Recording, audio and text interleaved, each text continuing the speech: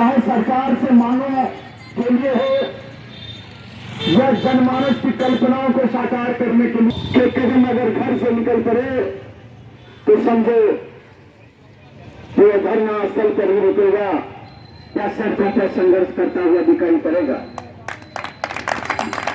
हम इनका आभार व्यक्त करते हैं। कुछ दिनों पहले दोनों साथी के बीच वार्तालाप हुई और इन्होंने बड़ी गंभीरता से दफादार चौकीदार के मुद्दों को मुझे बताने की कृपा की है।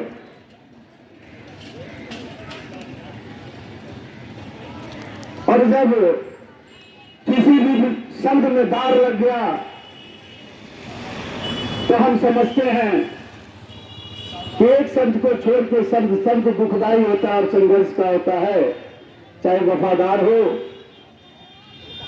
और चाहे चौकीदार हो या दफादार हो और चाहे ईमानदार हो। आप देखिए, ईमानदार लोगों को भी कष्ट होती है, वफादार लोगों को भी कष्ट होती है, तो भाई इस कष्ट से दफादार और चौकीदार कैसे बच जाएगा?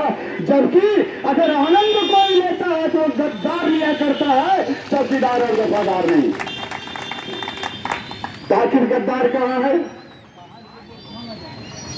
उस गद्दार को ढूंढना पड़ेगा जिसे हम गद्दार कह पाए और जिसे घोषित करें कि यह गद्दारी क्यों। अगर आपके मंसूबे साफ हैं, अगर आपके मंसूबे अच्छे हैं, अगर आपके मंसूबे मेरे बच्चों के लिए है, मेरे परिवार के लिए है, मेरे आश्रितों के लिए है, तो वो मंसूबे सरकार की संचिताओं में दिखनी चाहिए। मोहब्बत ऐसी मीना की जाए कि आंखों से निहारते रहे और पेट के निवाले न मिले। अगर मोहब्बत ऐसी है तो मोहब्बत कहीं भली नहीं है, उससे तो अच्छी होती कि के नफरत किया कर लेते, तो हम समझते कि हम नफरत के ही काबिल हैं। आदरणीय संत सिंह जी, मैं बैठा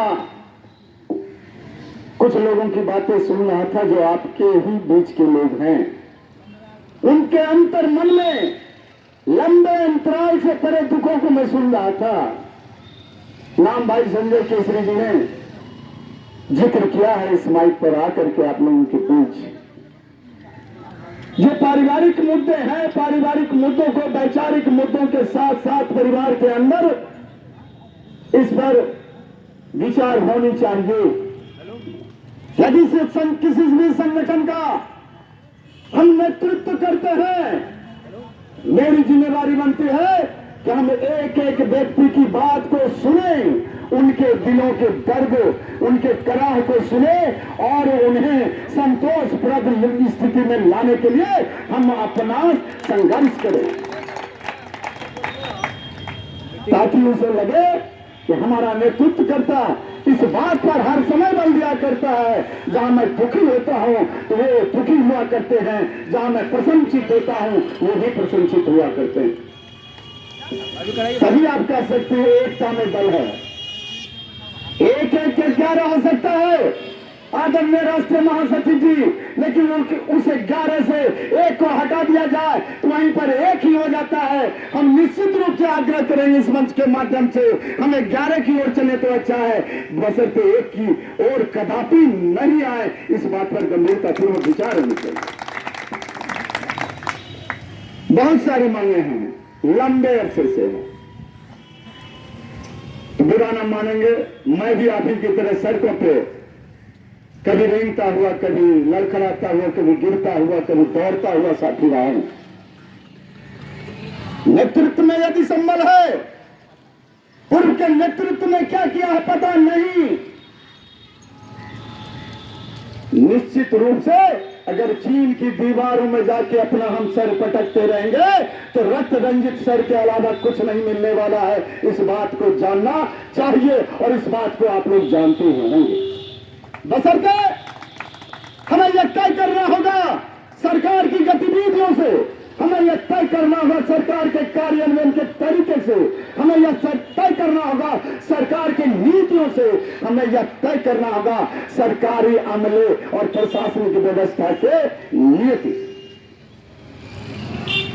कि सरकार के आदेशों का उल्लंघन क्यों, सरकार के मंसूबे यदि दफादार और चौकीदार की तरफ है, इनके लिए है, इनके आश्रितों के लिए है, तो उसे सतही तौर पर कार्यान्वित करने में कौन सी बाधाएं आ रही है और उस बाधा पहुंचाने वाला का क्या नाम है? इतना तो लंबे अरसे से जाना जा सकता है। हम जब संघर्ष करते हैं साथियों, हम सरकार को आगाह कराने का जो माध्यम इस लोकतांत्रिक व्यवस्था के अंदर है, हम उन्हीं व्यवस्थाओं के लिए आगे निकल पड़ते हैं और वह माध्यम है धरना, प्रदर्शन, या हम मिल बैठ के बात करते हैं और हम उनको आगाह करते हैं कि हम आपके नियम से, हम आपके आदर्शों से, हम आपके आदर्शों के उल्लंघन से नाराज चल रहे हैं। हम भी आपकी शाखा है, मुझे मेरा अधिकार चाहिए और हम लेके जाएंगे, इसीलिए हम आपको आगाह कर रहे हैं।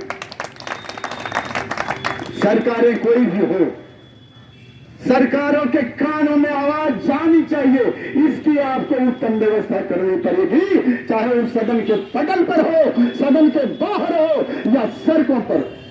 अगर सदन के अंदर की व्यवस्था नहीं आ पाती, अगर सड़क पर हम तेज से एकजुट होकर नहीं लड़ पाते, तो हम समझते हैं हमारा वैचारिक पतन वहीं से प्रारंभ होता है और ऐसे क्रांति का कोई औचित्य नहीं बनता। हम उम्मीद पाले हुए, आपके कई मांग भाई संजय केसरी ने मुझे दिया है। 1990 जो सामाजिक न्याय का वो वर्ष था और उससे लेकर आज तक 90 का जो दौर था, सामाजिक न्याय सोशल जस्टिस का प्रारंभ हुआ था आदरणीय लालू जी की कूप, और आज भी शायद सरकार के अंदर वैसे लोग हैं, उनके ही लोग हैं। 1990 से लेकर 2014 तक के जो आपके 2014 के पूर्व बचे सेवानिवृत्त दफादार चौकीदार के आश्रितों की बहाली, पुलिस मैनुअल और दफादार मैनुअल के तो सामंजस्य बिठाना, अनुकंपा जैसे शब्दों को धारदार तरीके से लागू किया जाना, और आपने एक मांग तो रखा ही नहीं। जब शराब बंदी का कानून बिहार सरकार ने बनाया और माननीय नीतीश जी की डंका, उनके निर्णयों की डंका समस्त भारत में गुंजायमान होने लगी, तो ऐसा लगा मानो कि बिहार के अंदर शराबबंदी एक ऐसा कानून है जिससे हमारा समाज सुदृढ़ हो सकेगा और नैतिकता जो कमी आई थी, नैतिकता में बल मिलेगा। 10 पे रोक देंगे, 2 मिनट और प्रशासनिक अमले को जो शराबबंदी के अंदर काम करना चाहिए था, वो नियमावली में दफादार और चौकीदार भी बड़ी भूमिका निभाने का काम कर रहे हैं। जब शराबबंदी कानून में दफादार और चौकीदार की भूमिका को नकारा नहीं जा सकता है सरकार के द्वारा, उनको एसीपी और एमएसपी का लाभ देने से कैसे नकारा जा सकता है? यह तो गंभीर विषय है और विचारणीय विषय है। एक ही न्याय की नियमावली में भेदभाव कैसे? यह कदापि नहीं होना चाहिए।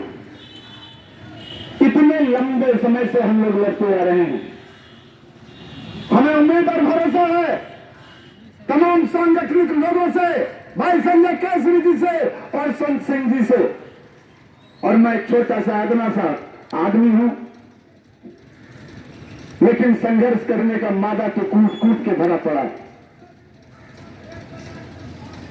अपनी विशेषताओं को सतह रखने में मुझे हर वक्त संशय होता है, लेकिन मैं इतना कहना चाहता हूं कि सरकार कोई भी हो, सरकार किसी की भी हो, राजनीतिक पार्टियां किसी की हो, पार्टियों का नाम कोई भी हो, लेकिन पेट पार्टी को नहीं जानता, पेट जाति को नहीं जानता। हमें निवाला दो और सरकार के अंदर इज्जत दो, और शराब नीतियों के कारण जो दफादार और चौकीदार पर दमनकारी नीतियां चलाई जा रही है उसका अंत करो, और जो एक तरफा बोझ वफादार और चौकीदारों पर भाव पड़ा है और उस बोझ के कारण कई लोग मारे जा रहे हैं। उसके मृतकों को, उनके परिवारों को मुआवजा निश्चित रूप से देना चाहिए। इसका भी घोषणा होना चाहिए और इसकी भी लड़ाई होनी चाहिए। जो 20 लोगों को आपने चिन्हित किया है, जो शराबबंदी कानून के बाद आपने उन साथियों को खोया है, उनके परिवारों को, उनके आश्रितों को आखिर देखेगा तो कौन देखेगा? या तो आप देखोगे और आपके साथ साथ सरकार देखेगी। यह मांग भी होनी चाहिए। उनके आश्रितों के लिए एक संघर्ष होना चाहिए। वफादार चौकीदारों के आश्रितों को लाभ मिले, समय की कमी है। बाकी सारे नेतागण बैठे हुए हैं। हम इतना ही कहना चाहते हैं कि हम ऐसे लोगों को भुला नहीं सकते जिनके संघर्ष की बाबत आज हम माइक पकड़ कर खड़े हैं और वक्तव्य दे रहे हैं। लेकिन नेतागिरी करने और संघर्ष करने में थोड़ा अंतर हो जाता है। समझिए नाम है ना, नेतागिरी करने में और संघर्ष करने में थोड़ा अंतर होता है। अगर आपकी पीड़ा है तो नेता भी इस पीड़ा से अलग नहीं हुआ करते जो आपके संगठन को चलाते हैं। आप लोगों को सिर्फ देखना है कि आप लोगों के संगठन के नाम पर कभी उनकी व्यक्तिगत नेतागिरी तो नहीं चल रही है। अगर है और चौकीदार को भी सम्मान मिलना चाहिए। अब तो केंद्र की सरकार हो या राज्य की सरकार हो, उनके हाथों में कटोरा निश्चित होगा जहां लोकतंत्र के बीच आप कुछ मांगने जाएंगे। आदरणीय राष्ट्रीय महासचिव जी, क्या वो दौर आ रहा है कि नहीं? लोकतंत्र में आप जाओगे और कहोगे मैं आपको भला चीज दूंगा।